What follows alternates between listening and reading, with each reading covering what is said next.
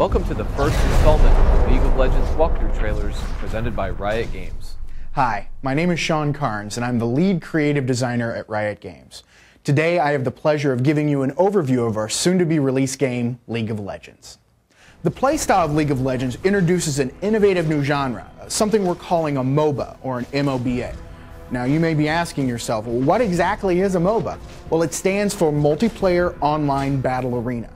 It's got a good mix of real-time action, real-time strategy, competitive team play, and we've even thrown in a dash of RPG gaming for good measure.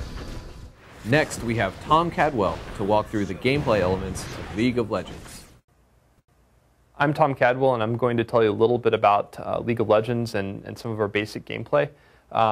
In League of Legends, you play a summoner who summons champions to fight enemies and hopefully win for your team. The champions, we've invested a lot of time into trying to make them really different and unique in how they play. So on the one hand, you might have a magic-based champion who's very twitchy, fast-paced, has various spells. And on the other, you might have a traditional kind of fighter-type champion that's maybe more based around strategy and timing. Before each match, players must summon a champion from a pool of unique characters, each of which offers its own rich and distinct gameplay experience. So here we are in the game, and you can see my team here. I'll be going down the center lane to the middle of the map with two of my allies. The champion I've summoned, the big blue guy you see there on the screen, is called Ryze, the rogue mage. Ryze is a damage-dealing spellcaster who has a bunch of abilities, the most distinctive of which is called Rune Prison. The small creatures that have joined us are my minions. Minions are AI-controlled creatures that are a lot less powerful than your champion. I can attack an enemy by right-clicking on them, and you can see that in the game right now where my glove cursor becomes a sword. If you land a killing blow on a minion, you're awarded gold, and you can see that in the game also with the little gold numbers that pop up over dead enemies. And over time that ends up being pretty important because as you kill enemy champions, towers, buildings, etc., you're going to gain golden experience, which gradually make your champion a lot more powerful. As my champion gains level, he's going to get skill points. And I have to decide how to spend those. I can either use them to upgrade an existing skill, or I can use it to learn an entirely new skill.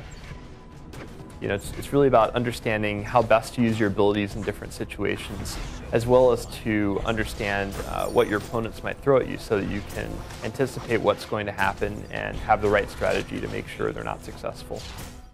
Looks like I'm pretty low in health, so I'm going to get out of here and get healed up.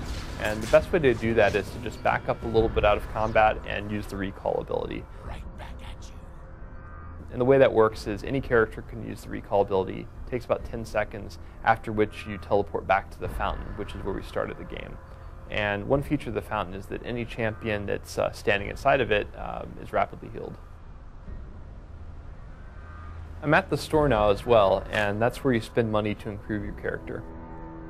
There's a couple of good options I have for Ryze. I could buy ability power, which would make all of his spells better. I could buy mana, which allows him to cast more spells and also makes overload stronger. Or I could, buy health so that I don't have to run away as quickly next time. Picking the right items is really at the center of the strategy of League of Legends.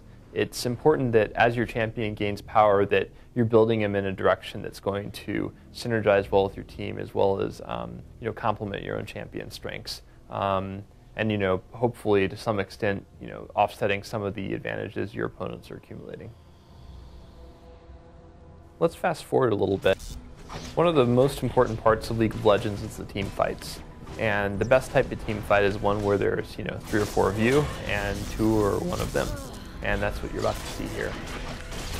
An important part of the game is killing enemy champions, and because they're actually played by living humans, they're not going to stand there and take it. So you have to be a little more clever, and it's really important to have good positioning so that you can run away quickly if you need to, and you can attack easily if you need to as well. Thanks for watching our first walkthrough of League of Legends. Stay tuned for more exciting features such as shoutcasts of full games, our metagame walkthrough, game videos of our maps, and more.